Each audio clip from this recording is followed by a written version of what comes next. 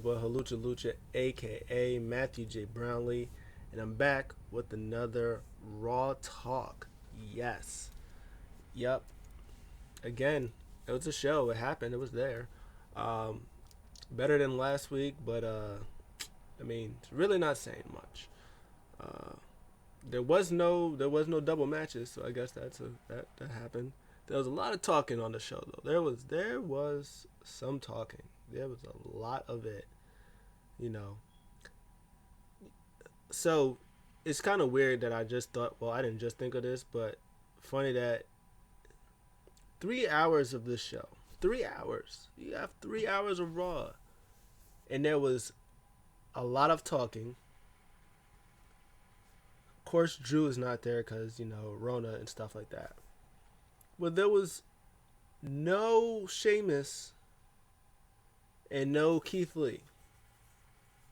How sway? No sense.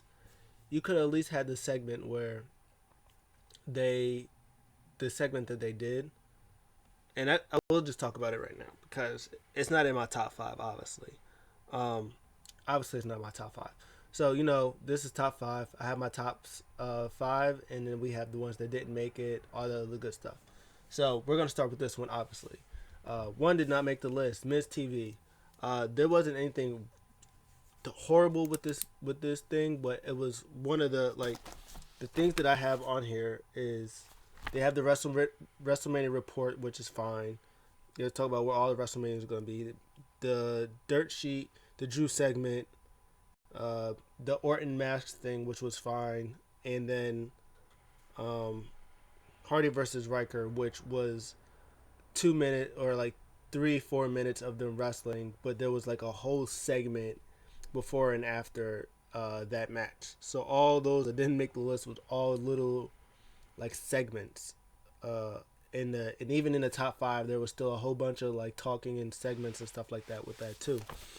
But specifically Miss TV, um, they did a gag where um, they had the dirt sheet and pretty much they said they had their guess that they got Goldberg. Goldberg comes out. Oh, Jeff Jarrett was also there for whatever reason, giving his opinion about who's going to win a WWE Championship match that he never won. So I didn't see the point of him being there.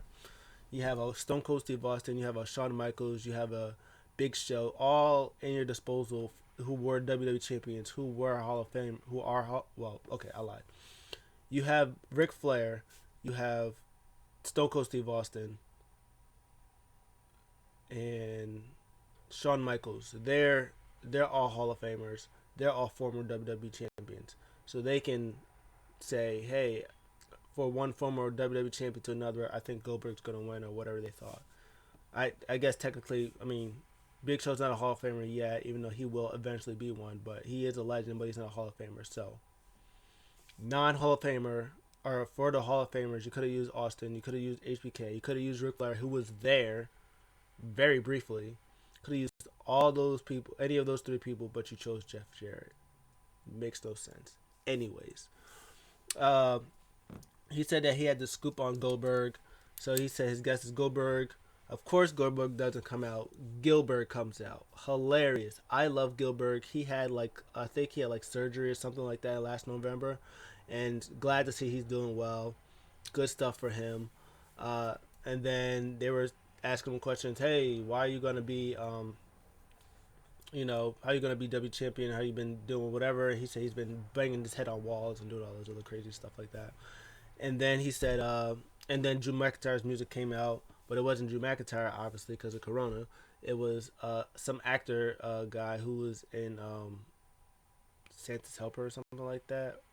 Um, I forget, but he was there, and he had like a Scottish accent. He was like trying to be Drew McIntyre. Little funny bit with Morrison and them who did who showed him how to do it. Miz is like, oh no, this has gone way too far. And then he said they did the correct thing where it said that Drew's not gonna win and Goldberg's not gonna win because he's gonna go and cash in his money at bank. He said that he's next. This would have been a perfect opportunity for like even after they were doing that, the dramatic, we're doing that funny bit trying to be funny. Could have had Sheamus and Keith Lee come out and like disrupt them. beat up Gilbert and the guy, and could have said, "Oh, you play too much, too funny, or something." They go back and whatever. They could have did like a segment to even sortly remote, like get keep Drew and not Drew, keep Keith Lee and Sheamus, in the mix and stuff. But they didn't do that. Ridiculous. Um, as I said, Orton Mask didn't make it, but it was just a segment. It was fine. It for what it was. I didn't like the music. The music was weird. But he pretty much said he didn't blame Alexa for her burning him. He blames the Fiend. Uh, he doesn't. He still doesn't like that he's like mean, not mean or not more vicious. He thinks that this was gonna stop him from being in the Rumble, but he's not. He's gonna toss everybody out. I think he said he had first degree burn, which is fine. People say he looks like Mr. Wrestling too, which is hilarious. Uh, Orton, Mr.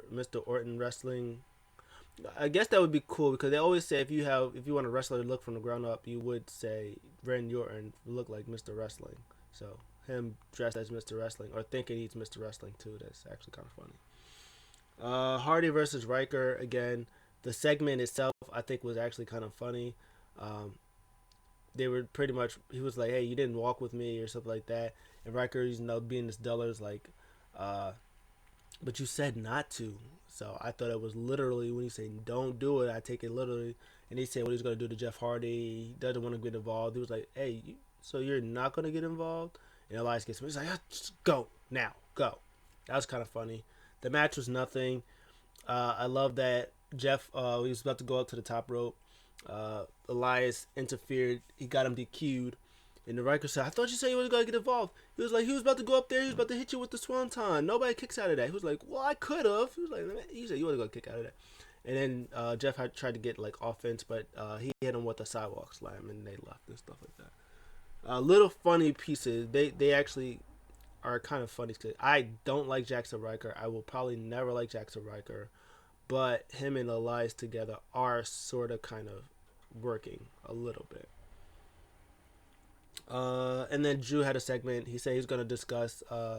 He's going to see Miz and Morrison soon. And he said that he challenges Goldberg to show up next week, which he is showing up next week. So that's all of that. That's in there that I don't have. So I guess we're gonna move on to the top five.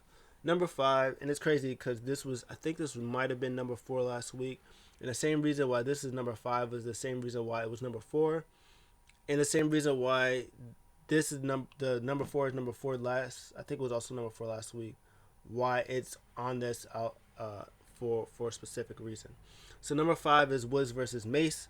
Um, so the reason why this is number five, and the only reason why it's number five, is because again the match was short, but it was decent for what it was. Woods again, like I said, is underrated. He's great, um, putting over Retribution for whatever reason.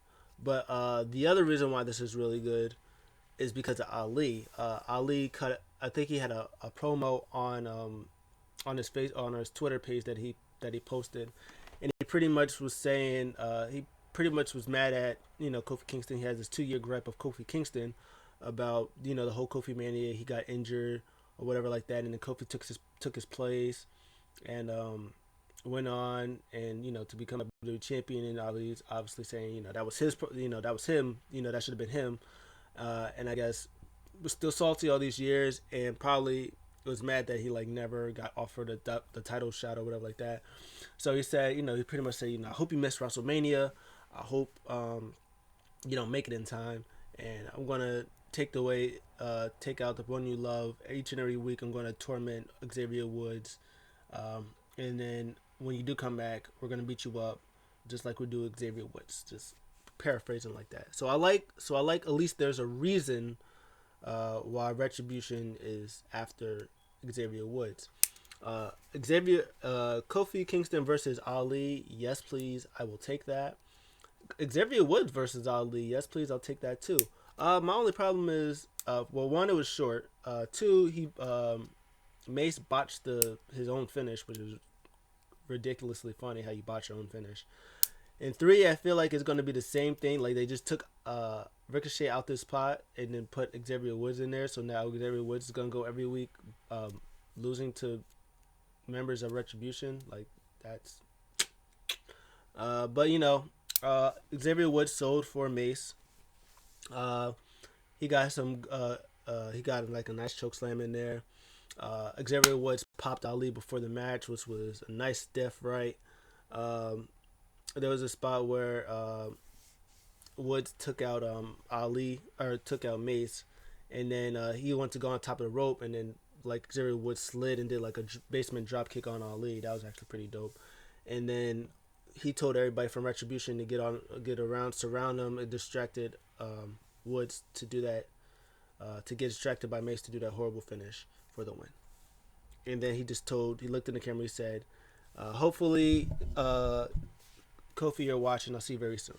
And Kofi Kingston actually did respond. He was, pretty much responded to it. So I hope next week they do show the response that Kofi did. And I hope that Xavier Woods faces Slapjack. I hope it's longer than 5 minutes, at least 10 minutes. Give Xavier Woods a nice win. And then at the Rumble, he could do his thing when they're probably all in the Rumble, and then they get a thing with them, and then maybe Xavier Woods goes wild. He starts eliminating everybody from Retribution, and then they distract him, and then Ali eliminates Woods. Or maybe Woods eliminates Ali too, and then Ali gets mad and he takes out Woods, and they continue that story. Because that could be actually pretty cool. And then maybe Big E will help Xavier Woods too with the Retribution. I don't know. We'll see. Number 4. Charlotte versus Peyton Royce. So I think this was number 4 last week. And again, the only reason why this is number 4 is just basically story stuff. Peyton Royce, or not Peyton Royce, Ric Flair and Lacey comes out together and pretty much said that she's here to support Billy Kay. To support Peyton Royce. She's out there for her. Tried to talk to Rick, but Peyton's like, hey, that's my man. He's here to support me. I'm here to support Peyton. All that good stuff. So they had the match. And it was pretty solid. And then weirdly, Ric Flair comes out all happy again. Woo! Out here. Woo! Woo! Woo! And then he presents Lacey Evans. Lacey Evans comes out rocking the Ric Flair swag, one of his robes. Comes out here, distracts Charlotte slightly. She got hit with a big old one of that spinning heel kick thing. 4-2. They go for commercial, come back from commercial, and they're gone. They're not even there no more. Charlotte is out here going like this, telling them to come on, but they're not there. They're not showing them. They, thought at least they would have went to like the ring side or something like that, distracted Charlotte or did something like that. No, they just left. They were there for like a minute and they were woo out of there. Space Mountain, baby, woo. But the match was fine. Peyton got a couple of her stuff in, but in the end, Charlotte wins. She works on that leg. She hits the figure 8. Peyton Royce taps out. Charlotte keeps it in for a little longer, and she wins. And then she pulls us segments like something about, I'm not fazed by it. People do it all the time. I don't care. That's pretty much what it was. So, yep. Oh, you know what's crazy? Another thing that didn't make the list, and I completely forgot about this. Shayna versus Mandy Rose. I forgot this was a match. This was a match. Shayna won. Shayna said that she was going to eliminate anybody she could. Everybody, even my own partner. Nia was like, whoa, relax. They had a thing. Shayna wins. And then they bicker. The other one, not Mandy Rose, but the other one. Dana Brooke attacks them from behind, and then they leave.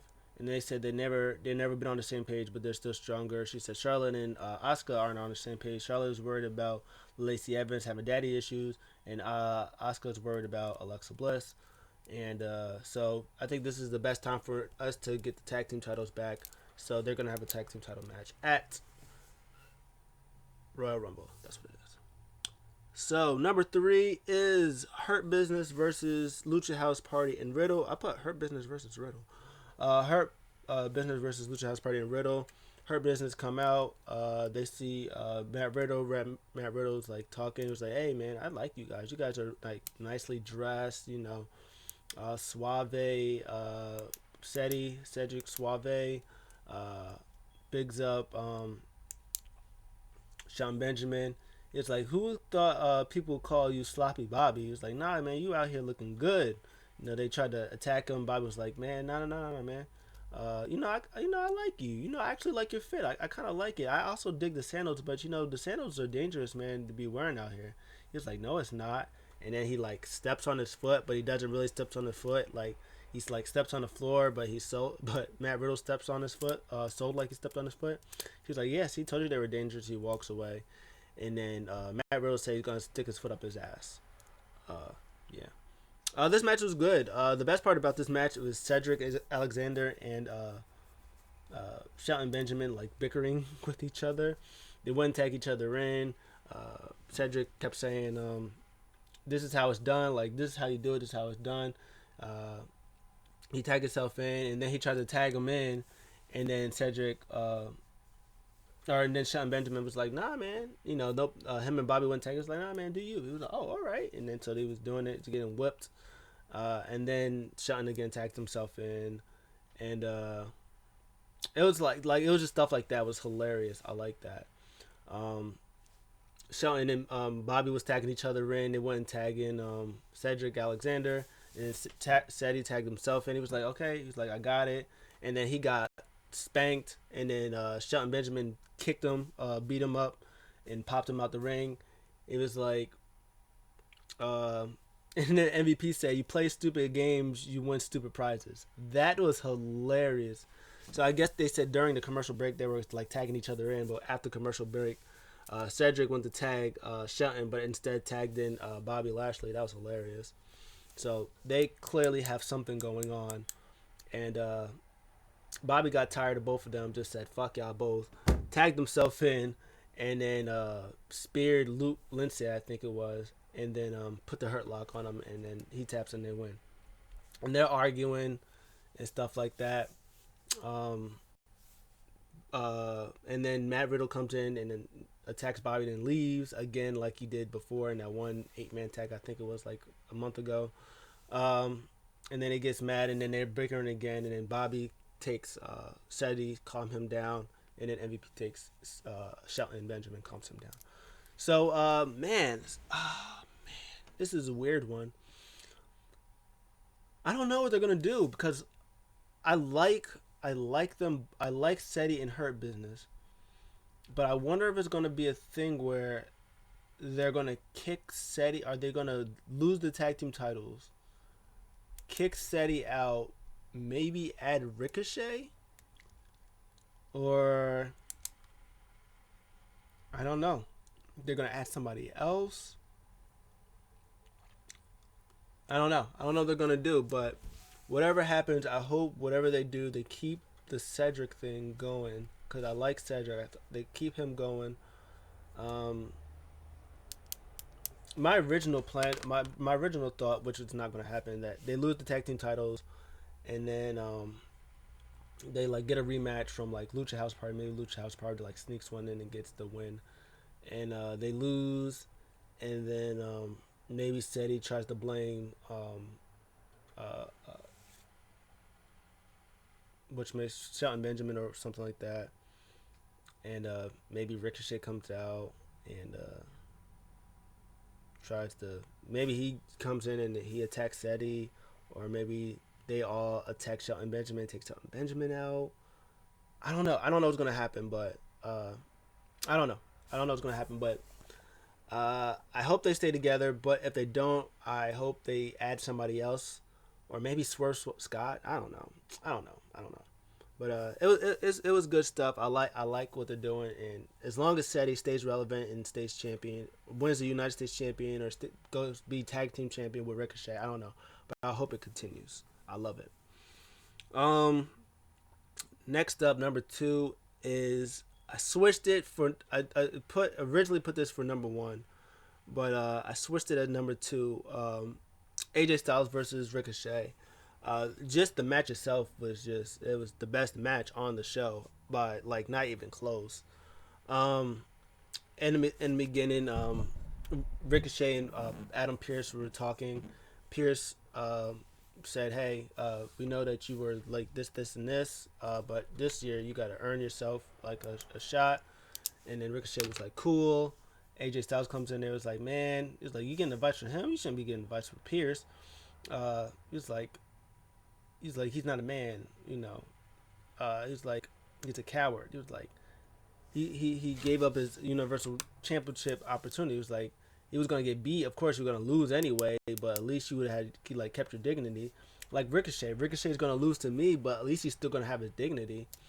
And then they went back and forth. That Ricochet remembers that TLC where AJ won, he blamed like Miz or whatever like that.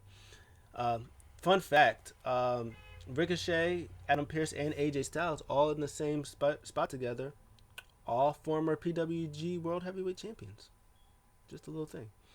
And then Ricochet leaves, and then AJ goes back and he says, "You know what? I don't like you. And if I don't like you, Omos doesn't like you." And then Pierce got scared. He does the thing that everybody does now when they see Omos, that thing. But yeah, this match was This match was great. Everything about this match was good. I like that. The worst part about this match is that it ended. That was the worst part about this match was it wasn't it ended. It had to end, and I didn't want it to end. Um, I wish that they would have did this with Drew McIntyre last week. I don't know why they didn't. Like Drew McIntyre is world class. AJ Styles obviously world class. Ricochet, as they can see, is out here world class. So I wish even if AJ was gonna beat Drew like last week, they would have did the same thing they did with Ricochet this week with Gulak next week. But yeah, this was great. Ricochet had like the upper hand for like the first part, like throwing in like the head scissors, like a lot of different versions of head scissors. He's head scissors him out the ring. He goes to do like a dive thing. AJ gets out the way. Omos catches him, and then the ref was like, put him down, and then Omos was like, hey, all right, and he like just drops him. He just falls on the floor. That was hilarious. Comes back. AJ gets the upper hand. Um, they had he had like Ushigoroshi's brainbuster. Um, Ricochet had a nice rolling German suplex with the pin. That was dope. AJ Styles went for a phenomenal forearm, and Ricochet caught him with the recoil. That was fantastic. That was nice. That was a two. And then he goes to the top rope again. AJ, I can't believe I'm about to say this part. AJ pushes him. He bounces on. He picks him up in like a superplex position, tosses him, bounces him on the ropes, catches him in Styles Clash position, and hits him with a freaking Styles Clash for the 1-2. That was the craziest thing I've ever seen. That was probably one of the best Styles Clashes I've ever seen. And they kind of compared it to that match that AJ had with Kota Ibushi when he I think Kota Ibushi went for like a Phoenix Splash or like a for like a one of the Phoenix Splash things, and AJ like got up and like caught him like perfectly in Styles Clash position and hit him with a Styles Clash. It was sort of like that. That was fantastic.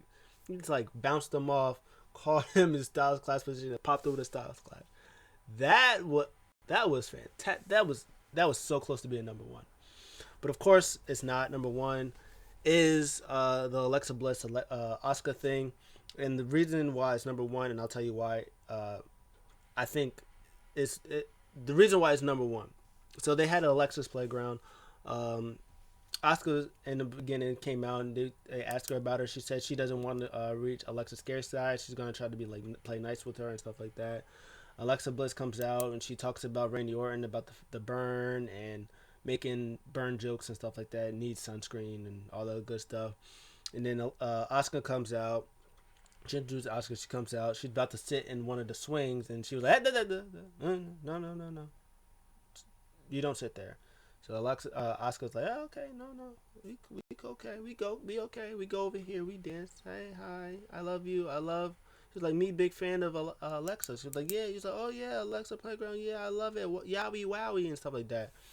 And then Alexa just like stone cold face killer. She's like, she didn't just wowie wowie. She like gets all mad, and then she starts talking to like, I guess the Fiend is supposed to be like an invisible Fiend, like supposed to be there, talking to him, and she's like, yeah, okay, okay, it's not her fault. Like, we'll give her, we'll slide her, and then she goes crazy, and then she was like, oh no, sorry, we dance, and then she's like, let's dance, and then she plays the music, she starts dancing. Alexa's like, stop it, and she screams, stop doing that, stop dancing. And then she was like, "Oh, it's okay. Fiend's still here." And then she said, "You didn't mention the Fiend." And then she gets all real dark, and then the rocking chair starts rocketing. And then and then Oscar's like, "No more, meowdy." And then she leaves. And then Alexa gets on there, and then she laughs and stuff like that. Then she had the match. She was like playful Alexa, so she was like Firefly Alexa during like the match. Oscar, was going back and forth or whatever. And then she comes back to, and then lights come out, and then it gets dark, and then Alexa, starts smiling and laughing and stuff like that. Come back from commercial, and then Alexa just 360, hair tied up, all black lipstick, in her sort of fiendish, like, in a fiendish like thing where she's no selling all of Oscar's moves. Oscar's hitting her with these big slaps and stuff like that, and she's like no selling. At first, when she was like Firefly Alexa, she was hitting her with these big moves. She was doing like what Bray would do. She would just laugh it off, get absorb the punishment and stuff like that. But in Fiend's side, she's out here. She's no selling. She's straight bone face. She's maneuvering out the moves that she's doing.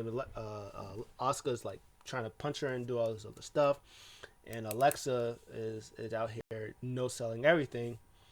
And Oscar caught her with like a kicker and stuff like that. And then she went to go attack her, and she did a little thing that Fiend does, and she ends up hitting her with her sister Abigail for the 1 2 3. My biggest problem with that is like she had her in sister Abigail position for like 20 seconds before she actually hit it. Like if she was gonna do it, like when she ran after her, I wish she would have just like caught her, boom, straight, out of nowhere, sister Abigail. But that took me out a little bit. But she did it. She wins, and then she goes stone cold face, and they do the little transformation thing, and she's back to like playful Alexa Bliss. And then at the end, she says, "Let me in the Fiend's voice or Bray's voice or whatever voice like that." Um, so everything was fine and whatever like that. The reason why I had this number one because I saw a lot of stuff on Twitter, and just in my mind, I hope this happens. They always say the Fiend changes people. It happened with Daniel Bryan. He was mean planet guy, and then he ended up turning babyface and stuff like that. Went back to his yes thing. He's doing it with he did it with the Miz. He's doing it with Orton. Orton's doing all this changing. Did it with Braun and stuff like that. So in my mind, like I think that it's time for Asuka personally to get like a new character, change. She's been the same way forever. So if the Fiend changes people, I'm thinking that maybe Alexa Bliss also changes people like Asuka. So she gets it. So she has her match, and then throughout they have the match. Maybe she wins the Rumble or whatever, and she faces Asuka at Mania or whatever like that. She wins. Alexa wins. Asuka goes off for a month or whatever like that. Alexa's champion. She faces Charlotte, Shayna, Nia, Peyton, Lacey, all these people for the championship. She beats them all, and then Asuka comes back. She returns, and she's full fledged like Kana Asuka, like Indies Asuka. She's out here Kana. She's like darker, deeper. She's more vicious. She don't try to speak English. She's all Japanese talk. She just, yeah, I'm not gonna try to do it. No, no disrespect to the Japanese. I'm not gonna even try it. But she does. She's just straight, kinda uh, darker, evil, no nonsense, stiff, whooping everybody in her path. Um, Only Japanese. You put her in backstage segments or backstage like promos and stuff like that. She just speaks Japanese, and they got her subtitles and stuff like that. Every time she talks, it's just Japanese. If you don't understand it, then you don't understand it. She comes back. SummerSlam rematch: Asuka versus Fiendish Alexa. Alaska. Asuka gets her title back, and she reigns dominance, murder Asuka forever. That's the reason why I'm giving it number one, because that's what should happen. But all in all, for Raw, uh, I'm giving it a C plus. For that part of the segment, for AJ versus Ricochet, which was fantastic. The Hurt Business stuff, which was also good stuff. That was like the best part, but everything else was just there. Like Woods versus Mace, it was fine. Woods carried it and Ali carried it, but it was just short. The Charlotte Payton thing is whatever. The match was fine. Rick and Lacey was out there for like 20 seconds, and then everything else was just a lot of talking for no reason. So I think C plus is more than fair. What did you guys think? Let me know. I'll talk to you guys in the next one. I'm out.